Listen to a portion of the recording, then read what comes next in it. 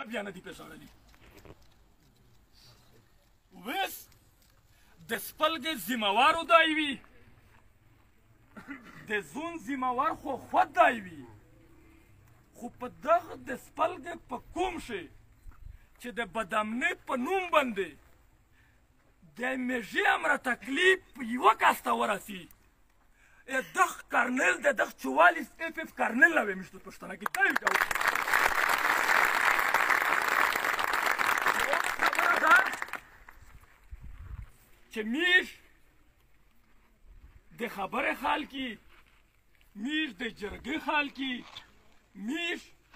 و دغه فوج ته سر نه وروي خو کم از کم چې یو میجر دا ویایي چې د سپلګې ماند یې زه ژړوم بیا میږ په ده زون ژړوي خو ماند یې بیا نه پېژنوي بله خبره ده چې په چا یې شاک وي د اپریشن په نوم روسي څوک یې پچار وي ضلع شوی دو پولیس روغلی دی پولیس ته ورنټ رولاژي که د ملک خلاف چار یې کړې وه بیا چې دوی څه قانون ورسره کو یې میش په اعتراض نشته خو داسته نه کو چې دلته یو سپای ورته روشي یو جاسوس ورته روشي او د سپلګې یو عزتمن سړی پې وري چې بیا دای د سپلګې د جاسوس دره کیسه ماني دته ور خپل وي دره بیا دا کوم دی به عزته کوي چې کله چې دای په سپلګه شی اپریشن کو سره چې اپریشن کو اپریشن د ده قانوني حق دی بلکل دا یې کو خو د اپریشن ټیم وي په تېره شپه اپریشنونه نشته که چیرې یې په یوه کیر شاک وروغی چې ظهیر ډاکټر په کیر شه تلیفون دي دی د شپې په کیر باندې ګیره اچوي چې کله رڼیو کېږي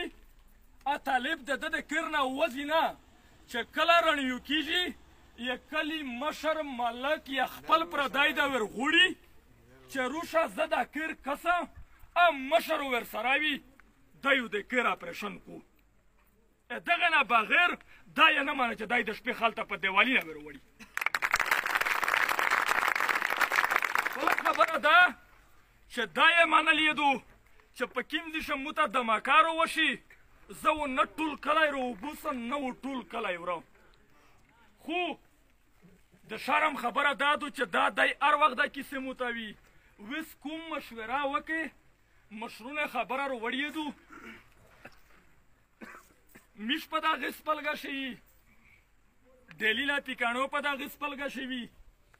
کومینو په دغه سپلګه شوي درې کیسې ته مو لږلي وي چې په سپلګې خو نه د ټول وطن ذمهوارایتو دو ته و ذمهوار وې د هر شي که زه مړېږه که فوجي مړېږي که بل څه شي نقصان شي دغه ذمهواره و ته وخلې ته ذمهواره ویې که بیا ته ذمهوار نه وې بیا ته دلته چې د دمره غرینه دې نیولي دي د تمره وسایل استعمالوي بیا ته لره شه بیا تو ضرورت دلته نشته دومه خبره د یوې لاس قیدیون دي چې کوم قیدیون دي د یوې لاس ټول ګناهګور دي په دنه مخشه ده چاته وارن نه دی رولاژلی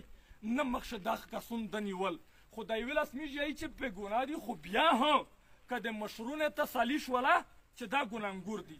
کوم په دا باندې تسلي کړه نو انشاءالله دا کومو د چا د ملک خلاف چار نه کو او چې د ملک خلاف څوک وي انشاءالله په باندې میږ داري هم بله خبره مشرونه صابو دا کیسه وکړه چې روډ ته مارو چګېږي یوه دومه خبره دا وکړله چې میږ جرګه ورسي قیدیونو درکوي چې انره توس کیسې دي او مني دغه د پوره توسې کوم هر سړی مشوره وګستی خو دره پرو د دغه سپلګې نه میږ سینه چې صفر په سپلګی ورنیو یې ستلې نه وي مننه